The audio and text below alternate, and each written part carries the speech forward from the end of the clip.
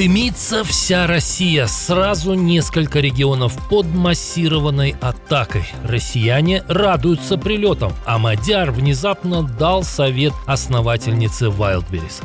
Официально подтверждено: теракт в Москве. Новые подробности взрыва в центре российской столицы. Премьер вместе с правительством ушли в отставку. Давление Кремля сработало? Кто возглавит кабинет министров теперь, расскажем.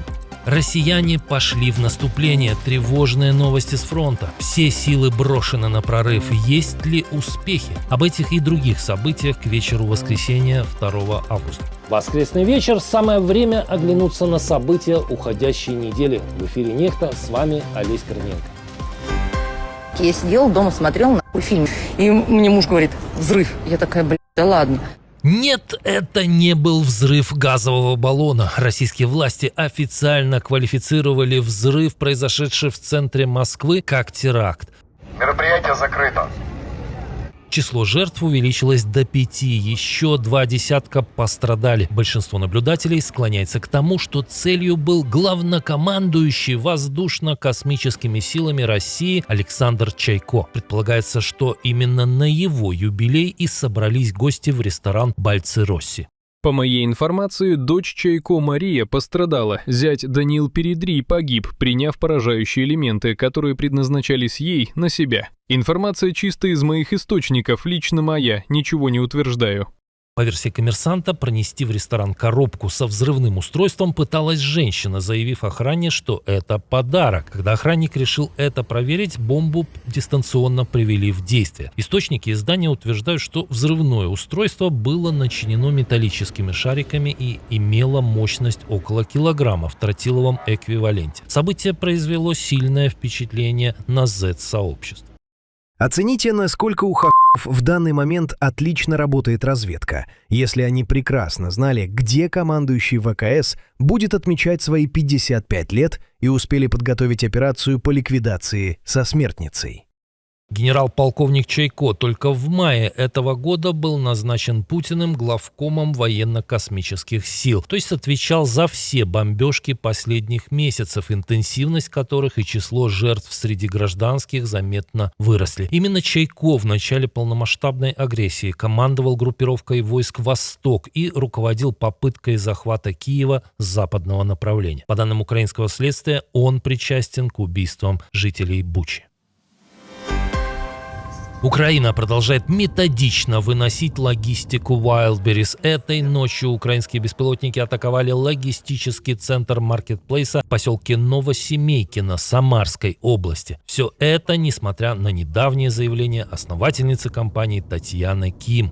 Повторю, наши склады оборудованы всеми доступными средствами защиты. С первого дня атак мы ежедневно усиливаем и укрепляем линию обороны, используя в том числе и инженерные решения. Командующий силами беспилотных систем ВСУ Роберт Мадяр Бровди по поводу новой атаки написал в своем телеграм-канале.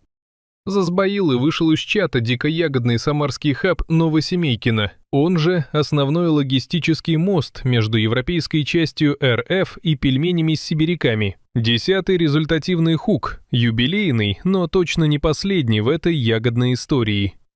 Хотя атак было больше. По оценкам СМИ, до сегодняшнего налета на склад в Самарской области за предыдущие 2 недели украинские дроны атаковали 16 логистических объектов этого крупнейшего российского маркетплейса. По некоторым оценкам, только стоимость уничтоженных товаров может достигать $3 миллиардов. Господи, когда это уже все закончится? Мадяр предложил надежный способ, как избежать новых ударов.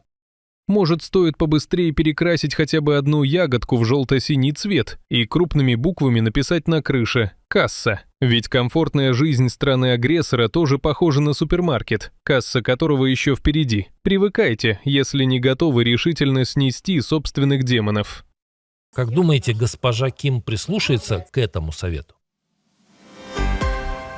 А вот реакция некоторых россиян в этот раз заслуживает особого внимания. Украинцы, ебать, красавцы, блядь, Мадяр. лучше просто. Это уже Уфа. Тут случился день сурка, как и вчера. Утро для столицы Башкортостана началось с налета дронов. По сообщениям мониторинговых каналов, удар снова пришелся по одному из местных НПЗ. Накануне дроны СБУ повредили тут сразу все 3 нефтеперерабатывающих завода города. Но не у всех местных жителей впечатления такие радостные, как у автора видео о красавчиках-украинцах и лучшем мадяре. Меня просто трясет, я не могу, мы каждые, наверное, 5 минут слышим, как все это бабахается. Жителям Киева, Одессы, Харькова, Днепра и многих других городов это чувство знакомо много лет. Теперь бумеранг войны вернулся. Может, пора как-то дать понять обитателям Кремля, что пора завязывать?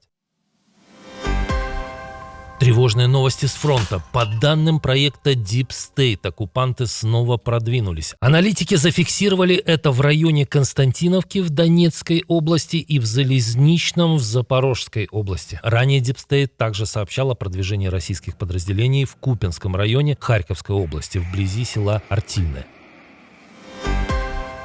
А вот американские аналитики дают более широкую картину, она более оптимистична. Кремль бросил в наступление все, что мог, но прорыва не получилось. В Институте изучения войны подсчитали, что спустя 2,5 месяца после начала весенне-летнего наступления российская армия так и не добилась значимых результатов. По данным авторов сводки, в июле оккупанты захватили почти в 4 раза меньше территорий, чем за тот же месяц прошлого года. По оценке аналитиков, в июле российские войска заняли около 122 квадратных километров украинской территории против 456 в июле прошлого года. Получается, Герасимов захватывает для Путина чуть больше квадратного километра в день, платя за такое достижение примерно 1500 убитых и раненых. Попытки прорваться в Константиновке также не принесли оперативного успеха, а механизированные штурмы не изменили ситуацию на фронте. Темпы российского наступления продолжают сдерживать украинские контратаки, удары по тыловым объектам, а также преимущество ВСУ в применении беспилотников. В Институте изучения войны считают, что сейчас нет признаков того, что российская армия сможет резко ускорить продвижение или вернуть себе способность вести масштабные маневренные операции.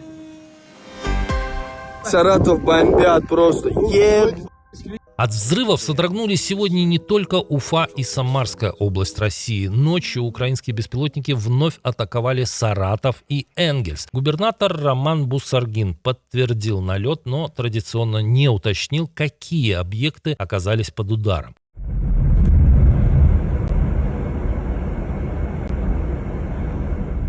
По данным мониторингового проекта «Экселинова Плюс», в Саратове целью стал нефтеперерабатывающий завод. По подсчетам Астры, это уже как минимум 15-я украинская атака на саратовский НПЗ. А в Энгельсе беспилотники атаковали военный аэродром, с которого российская авиация регулярно наносит удары по Украине. Один из дронов также попал в жилой дом. И новость из Армении.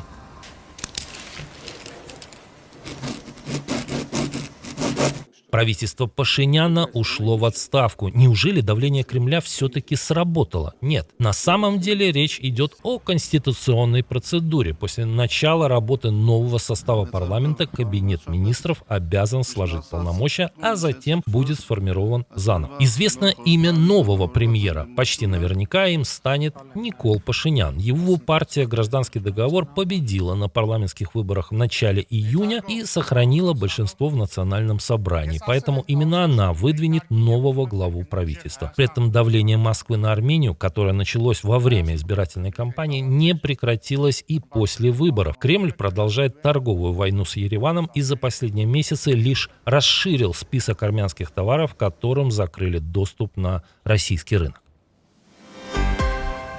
А теперь к новостям духовности. Патриарх Кирилл вдруг заговорил о ядерке. По его словам, создать самое страшное оружие в свое время помогло вмешательство свыше.